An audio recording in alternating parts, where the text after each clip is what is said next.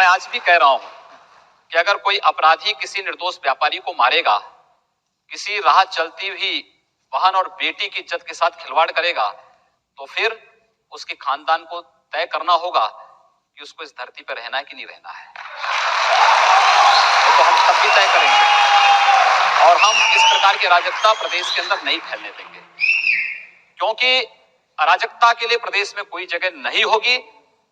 हमने चेतावनी देख करके बहुत कर लिया है, अब आगे एक्शन की तैयारी हो रही है। बृहद स्तर पर कार्रवाई होगी। गुंडे अपराधी या तो जेल के अंदर होंगे या प्रदेश से बाहर होंगे या अन्यत्र कहीं होंगे, लेकिन हम लोग उनको सड़कों पर खुलेआम अराजकता और जंगल राज की स्थिति पैदा करने की छूट नहीं देंगे। आखिर रावण को मारने के लिए भगवान राम को धनुष बाण उठाना ही पड़ा और कंस को मारने के लिए कृष्ण को सुदर्शन उठाना ही पड़ा। अगर शांति से ही सारी चीजें हो जाती, ये मैं भी जानता हूं कि मैं चेतावनी दे रहा हूं, तब भी बहुत सारे अपराधी ऐसे होंगे जो सुधरेंगे नहीं। उनको ठीक करने के लिए हमें सख्त कदम उठाने तो पड़ेंगे। मैं नहीं समझ पा रहा हूं कि हिंदू तो दुनिया का सबसे उदार मनुष्य है। दुनिया के अंदर कोई ऐसा व्यक्तित्व बताइए कि जिसने इतनी उदारता के साथ दुनिया के किसी मत, किसी मजहब या किसी सेक्ट को अपने यहां सम्मान दिया हो, फलने फूलने का अवसर दिया हो। फिर हिंदू से इतनी चिढ़ क्यों? और मुझे गर्व है कि मैं हिंदू हूं, लेकिन एक हिंदू होने के नाते मुझे अपने उन दायित्वों का भी निर्वहन करना है कि प्रदेश में अगर वो एक हिंदू लड़की को उठाएंगे तो हम 100 मुसलमान लड़कियों को उठाएंगे। अगर वो एक हिंदू को मारेंगे तो हम 100 मुसलमानों को मारेंगे। एक कंडीशनल बयान थे और कंडीशनल बयान इस बात को लेकर के तो मैं आज भी कह रहा हूं कि अगर कोई। Hello friends, welcome to my channel. पूरी जानकारी के लिए वीडियो पूरा जरूर देखें, स्किप करके ना देखें। आचार्य जी, जिस दिन से आप मुख्यमंत्री बने हैं, जो मुसलमान भाई बहन हैं, उनके मन में खौफ है, डर है, आशंका है कि यूपी में रहने देंगे कि नहीं रहने देंगे। पिछले 70-72 दिनों में तो किसी मुसलमान के ऊपर कोई कहर नहीं ढाया गया कहीं भी। एक दूसरा, हम लोग केंद्र में आदरणीय मोदी जी को आदर्श मान करके कार्य कर रहे हैं। उन्होंने 2013 में एक मंत्र दिया था, सबका साथ सबके विकास का। ये सरकार उसी तर्ज पर कार्य कर रही है। हम योजनाएं सबके लिए लाएंगे, विकास सबका करेंगे, लेकिन तुष्टीकरण किसी का नहीं करेंगे। सबको सुरक्षा देंगे, सबके विकास को हम आगे बढ़ाएंगे, लेकिन अगर कोई अपराध करेगा तो फिर उस समय कानून अपना कार्य करना प्रारंभ कर देगा। मुझे लगता है ये भय अनावश्यक है। मेरे जनता दर्शन कार्यक्रम में आप ताज्जुब करेंगे, प्रतिदिन 25, 30, 40, 50 मुस्लिम महिलाएं आती हैं और उनकी पीड़ा को अगर आप सुनेंगे, कोई अपने पिता के साथ, कोई अपनी माँ के साथ, कोई अपने बेटे के साथ, कोई अपनी बहन के साथ, कोई अपने किसी रिश्तेदार के साथ आती है, एक ही बात उनकी होती है, हमें टेलीफोन से तलाक देकर के छोड़ दिया गया, हमें एक कागज में भेज करके, चुटकुला भेज करके कह दिया गया कि इनको छोड़ दो। भाई, उन लोगों को न्याय तो मिलना ही चाहिए। और अगर उनकी पैरवी करने की बात प्रदेश सरकार कर रही है, मुझे लगता है कि आधी आबादी के सम्मान से जुड़ा हुआ मुद्दा है। उस आधी आबादी को न्याय मिलना ही चाहिए, ये हम लोगों का आग्रह है। और मुझे प्रसन्नता है कि बहुत सारे मुस्लिम संगठनों ने इस अभियान को अपना समर्थन दिया है। मैंने लखनऊ में देखा है, बहुत सारे सिया धर्मगुरुओं ने गौ हत्या को पूरी तरह प्रतिबंधित करने की बात की, गौ मांस को सेवन न करने की उन्होंने खुलेआम वकालत की, इस प्रकार की उन्होंने आदेश जारी किए हैं। मुझे लगता है कि जो लोग संविधान के साथ, कानून के अनुसार, शासन की व्यवस्था के अनुसार चल रहे हैं, उनको कहीं भयभीत होने की आवश्यकता नहीं। सरकार उनकी सुरक्षा करेगी, उनका सम्मान भी उनको वापस कराएगी। लेकिन हाँ, कोई अपने को कानून से ऊपर समझता है, संविधान से ऊपर समझता है, उसके अंदर भय होना जरूरी है। अब योगी जी, आप 3 तलाक की बात करेंगे, जी हाँ। आप गौरक्षा की बात करेंगे और फिर भी सोचेंगे कि मुसलमान बुरा ना माने। नहीं, मैं कहता हूं तो मुस्लिम धर्मगुरुओं ने इस बात के लिए उपयोग कर दिया है। उन्होंने 3 तलाक का विरोध कर दिया है, उन्होंने गौ हत्या का विरोध भी करना शुरू कर दिया है, और सभी लोगों को इसको स्वीकार करना चाहिए। मुझे लगता है सब स्वीकार करेंगे, एक सौहार्द की स्थापना होगी। हमें प्रयास करना चाहिए कि सौहार्द कहीं बिगड़ने ना पाए। इसके लिए दोनों पक्षों को कहीं ना कहीं अपने कुछ निहित स्वार्थों की तिलांजलि देनी होगी, और अगर इस दिशा में एक बेहतर प्रयास हो सकेगा तो मुझे लगता है कि आजादी के बाद का एक सबसे बड़ा रिफॉर्म होगा, जिसमें हम लोग समाज में सौहार्द स्थापना करने की एक पहल कर सकेंगे। मुझे प्रसन्नता है कि बहुत सारे मुस्लिम धर्मगुरुओं ने इस पहल में आगे आकर के सहयोग किया है। देखिए, मैं आपको साफ साफ पूछ लेता हूँ, उत्तर प्रदेश में जिस तरह से बूचड़खाने बंद किए गए, मुस्लिम समुदाय में बहुत सारे ऐसे लोग हैं, कारोबारी हैं, जिनको लगता है कि मुस्लिम समुदाय की आर्थिक कमर तोड़ने के लिए ये काम किया जा रहा है। देखिए, उत्तर प्रदेश सरकार ने कोई आदेश जारी नहीं किया है।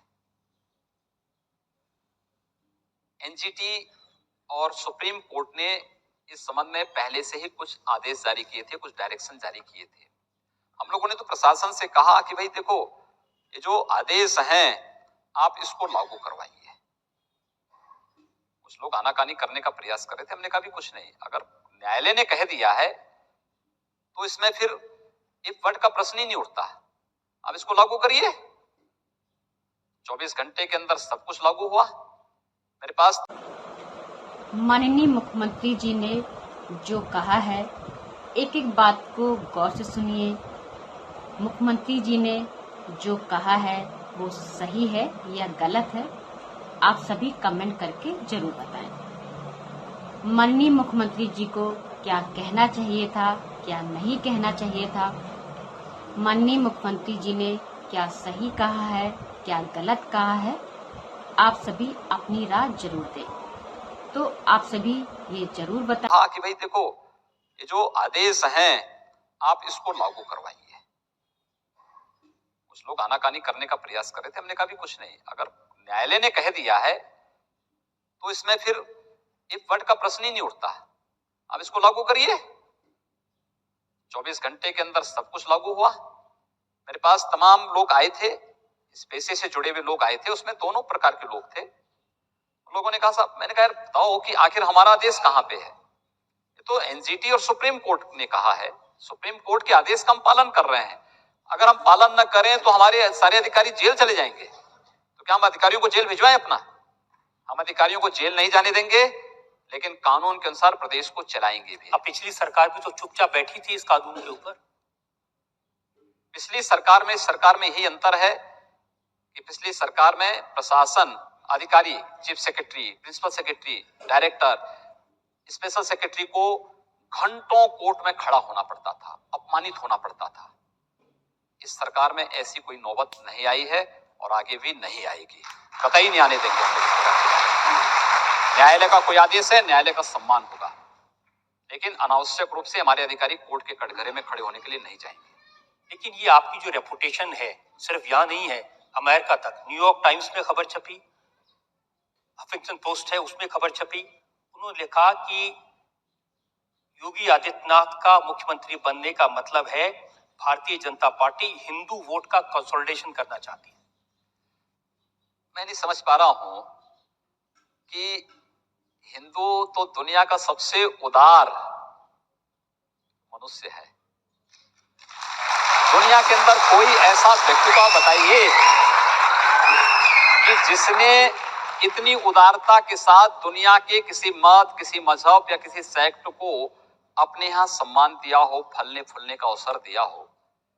फिर हिंदू से इतनी चिढ़ क्यों? और मुझे गर्व है कि मैं हिंदू हूं, लेकिन एक हिंदू होने के नाते मुझे अपने उन दायित्वों का भी निर्वहन करना है कि प्रदेश में हर व्यक्ति का विकास और प्रत्येक 22 करोड़ जनता की सुरक्षा का दायित्व भी मेरे ऊपर है।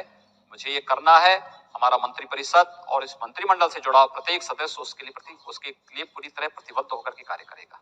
उन्होंने आपके पुराने बयानों का जिक्र किया है। उन्होंने कहा है कि आपने कहा था अगर वो एक हिंदू लड़की को उठाएंगे तो हम 100 मुसलमान लड़कियों को उठाएंगे, अगर वो एक हिंदू को मारेंगे तो हम 100 मुसलमानों को मारेंगे। एक कंडीशनल बयान थे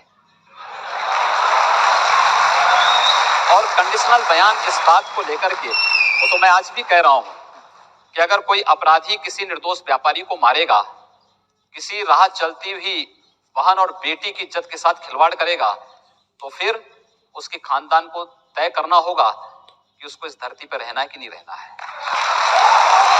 तो हम तब भी तय करेंगे और हम इस प्रकार की अराजकता प्रदेश के अंदर नहीं फैलने देंगे, क्योंकि अराजकता के लिए प्रदेश में कोई जगह नहीं होगी। हमने चेतावनी देख करके बहुत कर लिया है, अब आगे एक्शन की तैयारी हो रही है, बृहद स्तर पर कार्रवाई होगी। गुंडे अपराधी या तो जेल के अंदर होंगे या प्रदेश से बाहर होंगे या अन्यत्र कहीं होंगे, लेकिन हम लोग उनको सड़कों पर खुलेआम अराजकता और जंगल राज की स्थिति पैदा करने की छूट नहीं देंगे। ये बयान पिछले बयानों के ही साथ जुड़े हुए बयान है। योगी जी, आपके बहुत सारे लेख हैं जो उद्धृत किए गए हैं। अब एक का टाइटल है खतरे में हिंदू, दूसरे का टाइटल है सावधान ये इस्लामी आतंक है, आतंक का गढ़ आजमगढ़, और फिर लिखा है कि लातों के भूत बातों से नहीं मानते। ये सब कहीं ना कहीं भाई, ये तो एक तो पाकिस्तान से जुड़ा होगा। हाँ, लातों के जुड़ा है। पाकिस्तान के बारे में क्या बोलो। आजमगढ़ की स्थिति आपने देखा होगा कि 2008 में मुझ पर स्वयं हमला हुआ था और हमले की पूरी जानकारी तत्कालीन प्रशासन को थी। पूरे रिकॉर्ड उनके पास हैं कि हमला कहां से संचालित हो रहा है, कौन लोग मुझ पे कहां हमला करने वाले हैं। यानी अगर मुझे आजमगढ़ के पहले मेरे एक कार्यकर्ता के द्वारा हल्की सूचना नहीं दी गई होती कि देखिए आगे कुछ होने जा रहा है, हमें इस बात की आशंका है, क्योंकि इसमें कुछ एकाध पुलिस वालों के नाम भी सामने आए थे, तो मुझे लगता है कि मैं इस धरती पे ही नहीं रहता। मैंने अपनी गाड़ी ही बदल दी और मैंने उसमें अपने 2-3 सतर्क कार्यकर्ताओं को रखा कि भाई देखो हमला होगा, गाड़ी की चिंता मत करना, तुम लोग पहले निकल करके बाहर भागना। 11वें नंबर गाड़ी में मैं था। मैं अपनी गाड़ी गेस्ट हाउस में लेकर 3रे नंबर पर मैं चला गया। बाकी मैंने सब कुछ वैसे रहने दिया। 10, 11 और 12 इन 3 गाड़ियों को निशाना बना करके इतना, यानी इतनी उसके साथ उनको बिल्कुल वो कर दिया गया था, तो कार्यकर्ताओं को पहले से सावधान कर दिया गया था, तुरंत निकल करके बाहर हो गए, बचाव कर लिया उन्होंने। ये जो स्थितियां थी, देश एक समय, आपको लगता नहीं कि देश के अंदर जितनी भी आतंकी घटनाएं घटित होती थी उन सब के सूत्र कहीं ना कहीं आजमगढ़ से जुड़ते जा रहे थे। रोका गया, रोकेंगे, हम प्रदेश के अंदर कहीं भी ऐसी स्थिति नहीं आने देंगे। और अगर कोई इस प्रकार की घटनाओं को, जो समाज विरोधी हो, जो राष्ट्र विरोधी हो, इस घटनाओं को अंजाम देने का प्रयास करेगा, प्रश्रय देगा, तो सख्ती के साथ ऐसे तत्वों को कुचलने का कार्य भी हम लोग करेंगे। इसमें किसी प्रकार का हम लोगों को कोई संकोच नहीं है। देखिए, मैं आपको याद दिलाता हूं आपने क्या लिखा था। आपने लिखा आज आजमगढ़ इस्लामी आतंकवाद का गढ़ बन गया है। देश दुनिया में आतंकवाद की कोई घटना, इसके सूत्र प्रत्यक्ष अप्रत्यक्ष रूप से आजमगढ़ से जुड़े होते हैं। न हो यह असंभव है। ये आतंक इस्लाम के नाम पर है, इसलिए इस्लामी आतंकवाद है। ये तो दुनिया कह रही है, ये मैं थोड़े कह रहा हूं। दुनिया इस बात को स्वीकार कर रही है और मुझे प्रसन्नता है कि आजमगढ़ ने काफी सुधार किया है। अन्यथा हर मामले में बटला हाउस कांड आजमगढ़ से जुड़ता था।